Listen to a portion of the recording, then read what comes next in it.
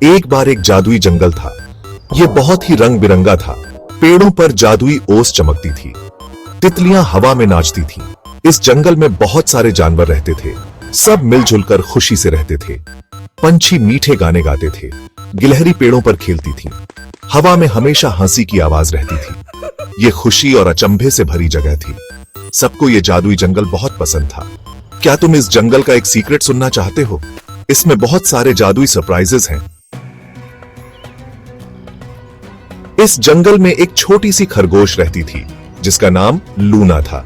Luna बहुत ही curious खरगोश थी। उसे एक्सप्लोर करना बहुत पसंद था। हर रोज लूना जंगल में उछल कूद करती थी। वो नई और एक्साइटिंग जगह ढूंढती थी। उसने बाकी सभी जानवरों से दोस्ती कर ली थी। लूना बहादुर और दयालु थी। वो हमेशा किसी की भी मदद करने के लिए तैयार रहती थी। सब लूना को प्यार करते थे। एक धूप वाली सुबह लूना ने जंगल के एक नए हिस्से को एक्सप्लोर करने का सोचा। वो वहां पहले कभी नहीं गई थी। आई वंडर आज मैं क्या ढूंढूंगी। जैसे ही लूना उछल कूद कर रही थी, उसने कुछ अजीब सा देखा। एक छोटा सा जीव एक मशरूम के पास फड़फड़ा रहा था। उसके चमकदार पंख और शरारती मुस्कान थी। ये पिक्सी था, एक नटखट सा एम्प। पिक्सी को दूसरों के साथ ट्रिक्स खेलना बहुत पसंद था। आज वो थोड़ा ज्यादा ही शरारती महसूस कर रहा था। ही मजे करने का समय। पिक्सी ने लूना को देखा और गिगल किया। उसने लूना के साथ एक छोटी सी ट्रिक खेलने का सोचा। उसने एक जादुई शब्द बोला और मुट्ठी भर ग्लिटर लूना की तरफ फूंका। ग्लिटर ने लूना को एक स्पार्कली क्लाउड में घेर लिया। जब वो क्लियर हुआ, लूना को बहुत अजीब लगा। सब कुछ अलग दिख रहा था। लूना ने चारों तरफ देखा। सब कुछ अनजाना सा लग रहा था। पेड़ ज्यादा लंबे लग रहे थे, फूल ज्यादा ब्राइट लग रहे थे। वो कहां थी? लूना खो गई थी। उसे समझ नहीं आ रहा था कि घर कैसे वापस जाए। वो डरी हुई और अकेली महसूस कर रही थी। वो उछल कूद कर रही थी, इस उम्मीद में कि उसे कुछ पहचान में आ जाए, लेकिन सब कुछ अजीब और नया लग रहा था। ओह नो, मैं कहां हूं? मुझे अपने घर वापस जाना है। लूना को मदद की जरूरत थी। क्या तुम लूना को घर वापस जाने का रास्ता ढूंढने में मदद कर सकते हो? लूना एक चौराहे पर आ गई। उसके सामने 3 रास्ते थे। पहला रास्ता खूबसूरत फूलों से भरा था। दूसरा रास्ता एक अंधेरे और डरावने जंगल में जाता था। तीसरा रास्ता एक चमकदार नदी के किनारे जाता था। लूना को समझ नहीं आ रहा था कि कौन सा रास्ता चुने। उसे तुम्हारी मदद चाहिए। लूना को कौन सा रास्ता चुनना चाहिए? 1 खूबसूरत फूलों वाला रास्ता, 2 अंधेरे जंगल वाला रास्ता, या 3 चमकदार नदी के किनारे वाला रास्ता। सोच समझकर चुनाव करो। लूना का सफर तुम्हारे फैसले पर निर्भर करता है। भाग 6, फुसफुसाते पेड़। आपने चमकदार नदी के किनारे वाला रास्ता चुना। लूना नदी के किनारे उछलती कूदती चली गई। उसकी मधुर ध्वनि ने उसके डर को शांत कर दिया। इस रास्ते के किनारे के पेड़ ऊंचे और बुद्धिमान थे। उन्होंने कई मौसम आते और जाते देखा था। वे हवा में रहस्य फुसफुसाते थे। लूना सुनने के लिए रुकी। शायद पेड़ उसे घर का रास्ता बता सकते थे। एक्सक्यूज मी दयालु पेड़ों, लूना ने विनम्रता से पूछा। क्या आप मुझे बता सकते हैं कि घर कैसे पहुंचूं? भाग 7, जादुई धारा। यह कहानी एक छोटी बच्ची लूना की है जो एक जादुई जंगल में रहती थी। पेड़ों ने अपनी पत्तियों को धीरे से हिलाया। हर सुबह लूना जंगल में घूमने जाती थी, जहां पेड़ और पौधे उससे बातें करते थे। धारा का पीछा करो छोटी बच्ची, उन्होंने फुसफुसाया। एक दिन लूना ने पेड़ों की फुसफुसाहट सुनी जो उसे एक जादुई धारा का पीछा करने के लिए कह रहे थे। यह तुम्हें एक जादुई झरने तक ले जाएगा। लूना ने पेड़ों की बात मानी और धारा का पीछा करने लगी। झरने में वह उत्तर है जिसकी तुम्हें तलाश है। पेड़ों ने उसे बताया कि झरने में उसके सभी सवालों के जवाब मिलेंगे। लूना ने पेड़ों को धन्यवाद दिया और धारा का पीछा करती रही। वह जानती थी कि यह यात्रा आसान नहीं होगी, लेकिन वह तैयार थी। जल्द ही वह एक समाशोधन पर पहुंच गई। समाशोधन में पहुंचते ही लूना ने देखा कि वहां का वातावरण कितना शांत और सुंदर था। बीच में चमकते फूलों से घिरा एक झरना सूरज के नीचे चमक रहा था। झरने के चारों ओर रंग बिरंगे फूल खिले हुए थे जो जादुई रूप से चमक रहे थे। जैसे ही लूना झरने के पास पहुंची, उसने पानी में कुछ झिलमिलाता हुआ देखा। वह जानती थी कि यह वही जगह है जिसके बारे में पेड़ों ने उसे बताया था। यह एक छोटी चांदी की मछली थी जिसके पंख चमक रहे थे। मछली की चमक ने लूना को मंत्रमुग्ध कर दिया। मछली लूना के पास तैर कर आई। लूना ने मछली को ध्यान से देखा और महसूस किया कि यह मछली कुछ कहना चाहती है।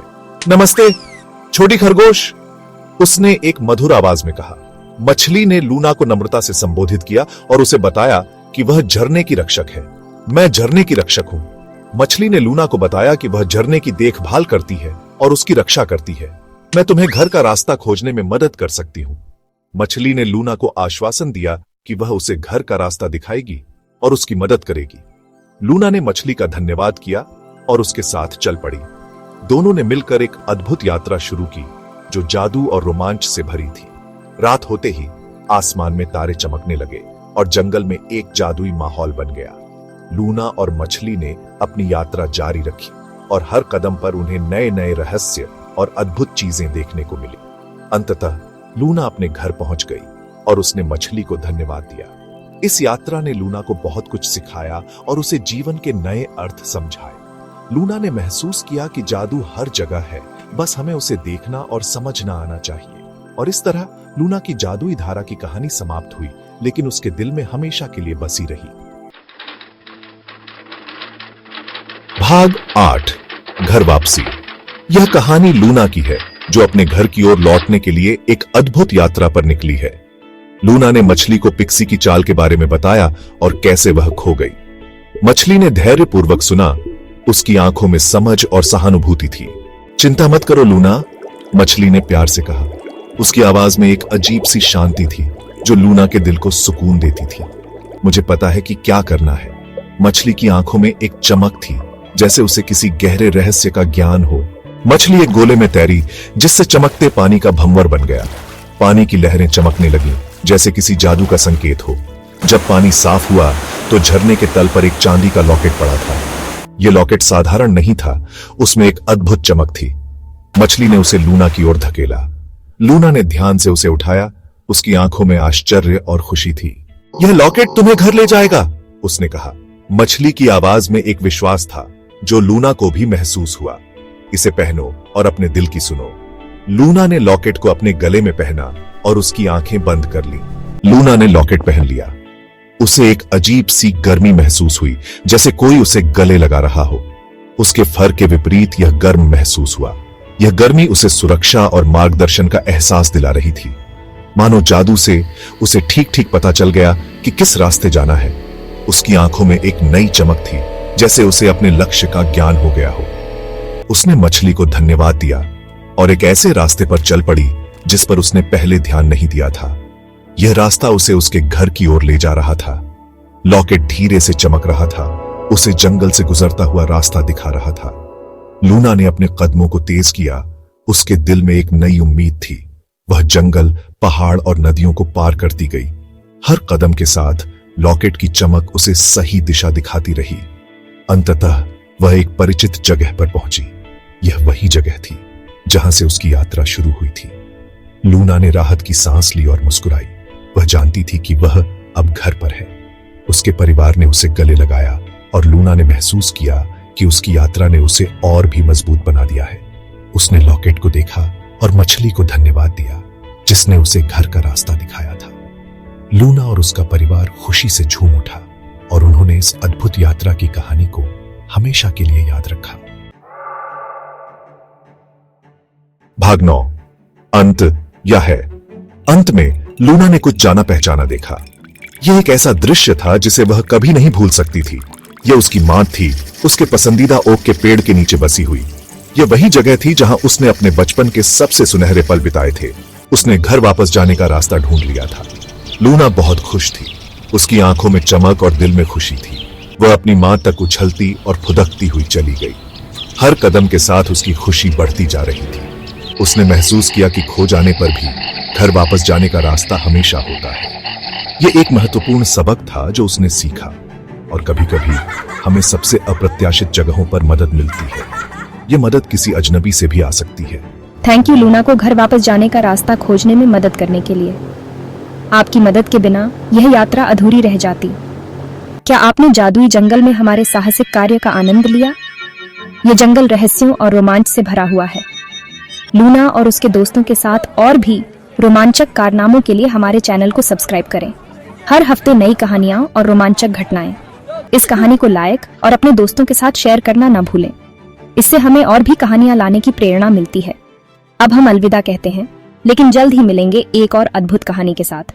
तब तक खुश रहिए और सुरक्षित रहिए।